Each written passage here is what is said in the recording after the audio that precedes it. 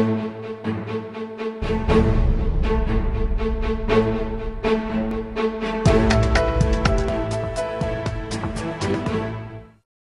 let's move to Maruti. Quite a horrid incident took place recently, and you've seen an HR manager being literally killed, which is quite shake. It's an incident that can actually shake the corporate world and manufacturing sector.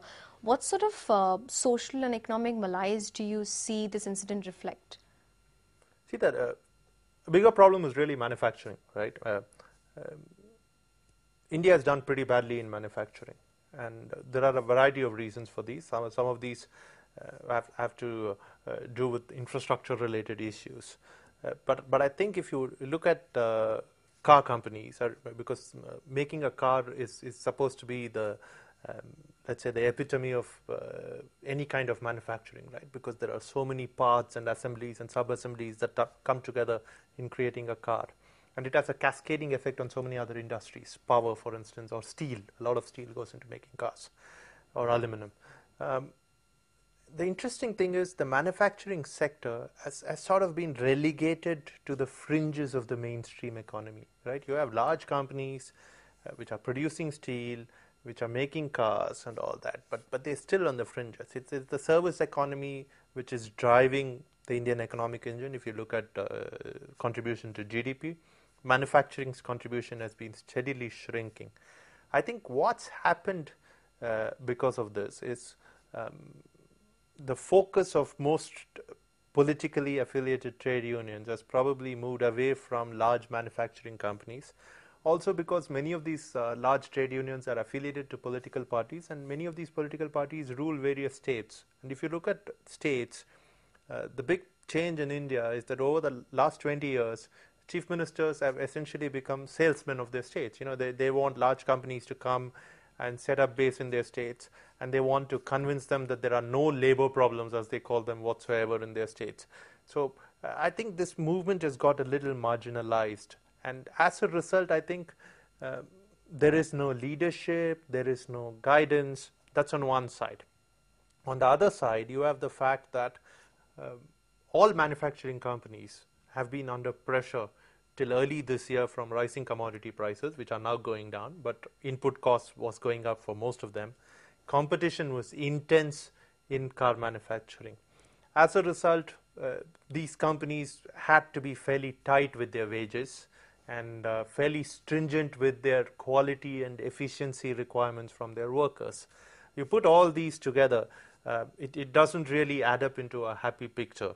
And to compound all this is the fact that these people are producing cars, which are in many ways, although you have fairly inexpensive cars available now, any car is a luxury product for the average Indian, right? Because the average Indian in a country with 200 million poor people, any car is a luxury product, right? I know people would think that D-class car, as they call it, is a luxury product, but I think any car is a luxury product for most Indians. And they work in Gurgaon, which has got these fancy glass and chrome, high-rise buildings, malls and multiplexes, and people zipping around in their SUVs. There is bound to be some feeling of envy, some feeling of resentment that is there in these workers. And I think everything just sort of came together, and tinderbox-like situation.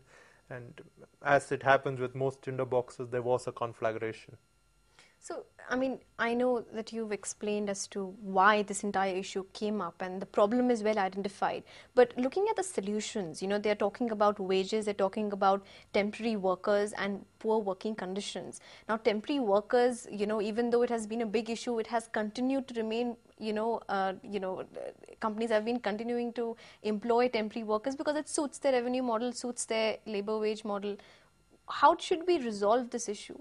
Well, temporary workers, I think, are used because Indian labor laws are very stringent, right? So if you hire a permanent worker and you're a manufacturing company, you can't let that person go very easily. It's a laborious process. It's quite literally a headache. So most companies don't want to do that, which is why they end up hiring temporary workers.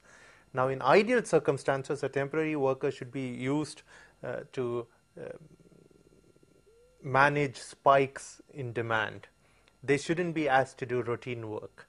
But if you look at the ratio for most companies, it emerges that most Indian car companies have 3 temporary workers at least for every permanent worker. They clearly were using these people for a lot more than that, and some of these people were actually doing the work that so-called regular or permanent employees were to do, which is really not on, right? So on one side, you need labor laws to be reformed. Now this is one of those things. It's one of those big macro statements, and it's probably the first thing anyone outside the country or even within the country will tell you when they ask you what kind of reforms do you expect. Everyone wants labor reforms, but it needs to happen. Very politically sensitive thing.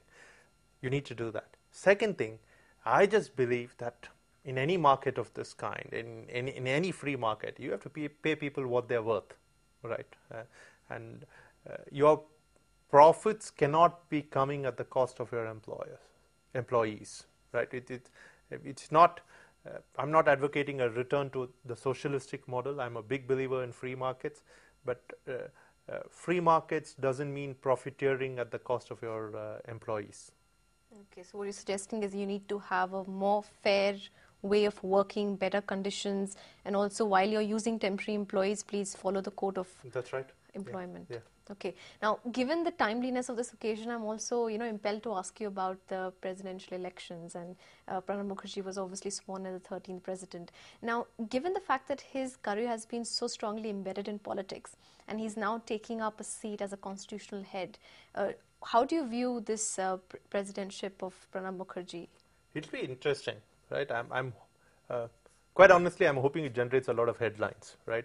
More than anything else, and I think it will. I don't think Pranab Mukherjee will disappoint us, and I think the reason is the constitution of which he is supposed to be one of India's foremost constitutional scholars, or at least someone who knows the constitution very well, does provide for a lot of leeway for the president in terms of disagreeing with the government, in terms of getting the government to reconsider decisions and things like that. And my belief is that you will probably see a lot of that coming into play over the next few years. I do not think he's going to be one of these quiet presidents like Pratibha Patil, the previous president, was. She was a non-controversial as far as the political establishment and the running of government was concerned. There were controversies related to other things, but I don't think his tenure is going to be like that.